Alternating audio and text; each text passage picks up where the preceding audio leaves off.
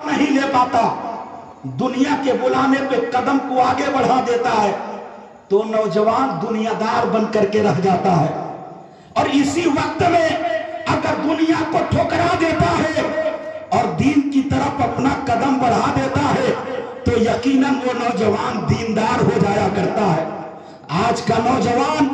آج کا ہمارا سماج، یقیناً آپ سوچئے آج امام حسین کی عظیم محفل ہے، کربلا کی وہ عظیم تاریخ ہے جس کے تاریخ کے ایک ایک موڑ سے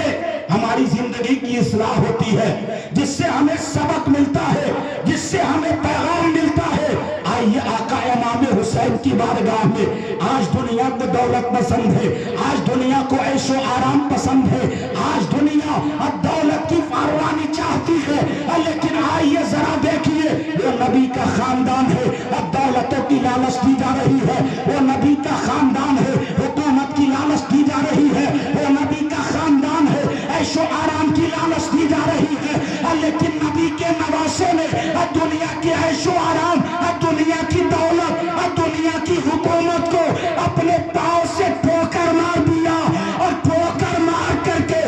قیامت تک کے لیے صرف اسلام کو نہیں مسلمانوں کے ایمان کو بچا لیا، مسلمانوں کے ایمان کو بچا لیا۔ ورنہ اگر ظالم و جابر یزید اگر اس کی خلافت کو حسین نے قبول کر لیا ہوتا تو قیامت تک پیدا ہونے والے مسلمان یہ سمجھتے یزید حق پہ تھا، تبھی تو حسین نے اس کے ہاتھ میں اپنا ہاتھ دیا، تبھی تو حسین نے اس کی خلافت کو قبول کیا۔ حسین کو اس کی خلافت قبول کرنا یزید کا حق پہ ہونے کی ثبوت بن جاتی، لیکن میرے آقا امام یہ چاہتے تھے کہ یزید ناحق ہے تو ناحق ہی رہے، یزید ظالم ہے تو ظالم ہی رہے، یزید اب بہت برا ہے اور اسلام کے اندر آ کر کے اسلام میں رد و بدل نہ کر سکے، مسلمانوں کو اب بہکانے اور گمراہ کرنے کی کوشش نہ کر سکے، لہذا مسلمانوں کے ایمان کو بچانے کے لیے اور مذہب اسلام کو بچانے کے لیے حسین کربلا کی زمین پر تشریف لے گئے تھے۔ آج کچھ لوگ کہتے ہیں کہ حسین کربلا میں دولت کے لیے گئے تھے، اور ایک بڑے پتے کی بات میں بتا رہا ہوں۔ آج کے اس دور میں قاری اختر ضیاء مظفر پوری صاحب، کچھ لوگ ایسے ہیں جو ہمارے ہی لبادہ اوڑھ کر کے، ہمارا ہی لبادہ اوڑھ کر کے اور اپنے آپ کو مولائی فرقہ کے نام سے موسوم کرتے ہیں، مولائی فرقہ کے نام سے موصوف کرتے ہیں، لیکن ایک پردے کے آڑ میں رافضیت کا کام انجام دیتے ہوئے نظر آ رہے ہیں۔ لیکن اللہ کا بہت بڑا شکر ہے کہ میرے تاج الشریعہ نے پردہ فرما تو گئے، لیکن ایسے ایسے غلاموں کو ہندوستان میں چھوڑ دیا ہے کہ قیامت پر رافضیت یا مولائیت جنم لے گی، اور اس ازہری تاج الشریعہ کے دیوانے یقیناً اسے بنگلور کی دھرتی کی طرح ہر دور میں اور ہندوستان کی ہر جگہ پہ کچلتے ہوئے نظر آئیں گے۔ یقیناً مفتی اختر حسین علیمی صاحب قبلہ نے اس طرح سے دھجیاں اڑائی اور یہ ہمیں سبق دیا کہ دیکھ لو آنکھیں کھول کر کے، آج یقیناً ملا کے لباس میں جاہل بھی گھوم رہے ہیں۔ راز الہ آبادی نے بہت پہلے کہا تھا کہ لذت عشق نبی دل میں چھپائے رکھنا یہ خزانہ ہے،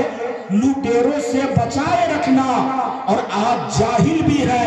عالم کا لبادہ وہ ہے، ایسے ملاؤں سے ایمان کو بچائے رکھنا،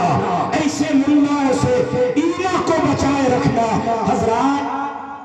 حضرت امیر معاویہ نبی کے وہ صحابی ہیں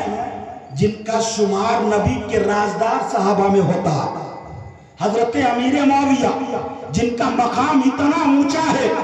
اتنا بلند ہے کہ قیامت تک کے لیے امیر معاویہ مسلمانوں کے ماموں کہلاتے ہیں، مسلمانوں کے ماموں کہلاتے ہیں، اس لیے کہ حضرت امیر معاویہ کی سگی بہن حضرت ام حبیبہ میرے نبی کے نکاح میں ہے، میرے نبی کے نکاح میں ہے۔ اس رشتے کی بنیاد پر امیر معاویہ ہم مسلمانوں کے ماموں ہیں، اور یہی تک محدود نہیں، امیر معاویہ نبی کی بارگاہ میں حاضر رہتے،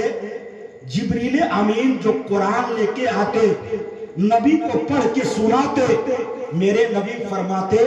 معاویہ اسے لکھ لو، معاویہ اسے لکھ لو، یعنی کاتب وحی کا شرف حضرت معاویہ کو ملا ہے۔ اور یقیناً صحابی کوئی عام آدمی نہیں ہو سکتا، صحابی کوئی عام آدمی نہیں ہو سکتا، ورنہ نبی کے زمانے میں ابو جہل بھی تو موجود تھا، لیکن ابو جہل صحابی نہ بن سکا۔ صحابی بننے کے لیے ایمان کی آنکھوں سے مصطفیٰ کے چہرے کا دیدار کرنا ہے۔ جس نے حالت ایمان میں مصطفیٰ کے چہرے کا دیدار کیا اسے صحابیت کا درجہ نصیب ہوا، صحابیت کا درجہ نصیب ہوا۔ آج حضرت امیر معاویہ پہ نفاق کا الزام لگایا جاتا ہے۔ جو نبی کا صحابی ہوگا وہ کبھی منافق نہیں ہو سکتا ہے۔